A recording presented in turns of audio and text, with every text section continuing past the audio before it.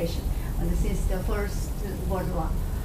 And besides these conditions, could you please tell me the reason why New Zealand the most peaceful nation in the world? Beats me. Actually, look, I'm very surprised at that ranking. It'd be nice if it was true. Actually, so there's sort of different aspects. There's got to be different components to this, doesn't it? So I think we're no more peaceful militarily than we can avoid. I think we've been involved in every war we can get our hands on. I think we do all right, I suppose. But we tried to get involved in the Falklands War. I was always very taken. We were quite keen. We were going to send a frigate to the Indian Ocean to relieve some boat. So anyway, look, I think you're probably right.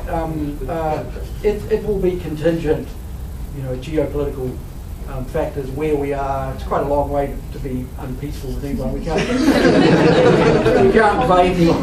We don't. Actually, I do rather like this. So I sail a fair bit, and occasionally I sail out in the Waitemata and I pass the 2 or 3 boats which are our navy, and I like that. That's the kind of navy I like.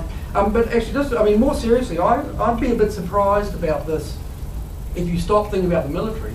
I think that New Zealand's quite a violent community. I think there's quite a lot of domestic violence, lots of violence against children. It's just sort of tragic, I think, and quite a lot of violence against women. While we don't invade people all that much, I think we have a rather sorry history of domestic violence, and why that is, I think, we'll have to talk to sociologists or someone. I don't know. It's no doubt partly cultural. And I don't mean by that, to do merely with Maori. I think that there are cultural issues about the Europeans in New Zealand too. There's a long kind of man alone tradition here that men were manly, and sort of tough and so on and so on. That's changed a bit, I think. But so when I was a kid, the sort of hunting, fishing Barry Crump type, who beat the hell out of his 3 or 4 wives, though it wasn't public then, was the kind of hero. And so men were meant to be tough and so on. So there's this European tradition, I think, which explains part of the violence, and I suspect there are cultural things among the other cultures in New Zealand. So if I understand well, this integration of the Maori, Chinese immigrants, and from the European natives, all together make your mentality New Zealand very peaceful.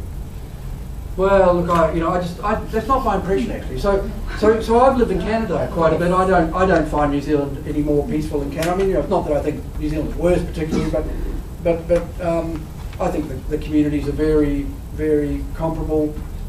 So I think we in New Zealand have a rather sorry history of domestic violence. Canada's feels pretty much the same to me when I'm there.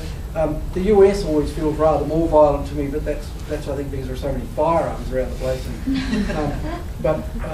And so in the US, you might have the same level of violence that you have in New Zealand. It's just that because people have guns, it often results in much more serious injury.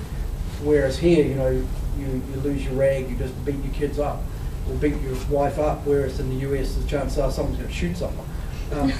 So I'm afraid I think this is a rather rosy view. I don't want to be critical of my own country, but I don't think sorry, but apparently, your society seems to me very peaceful and harmonized and very an ideal. Okay. Oh well, that's good. It sounds very nice.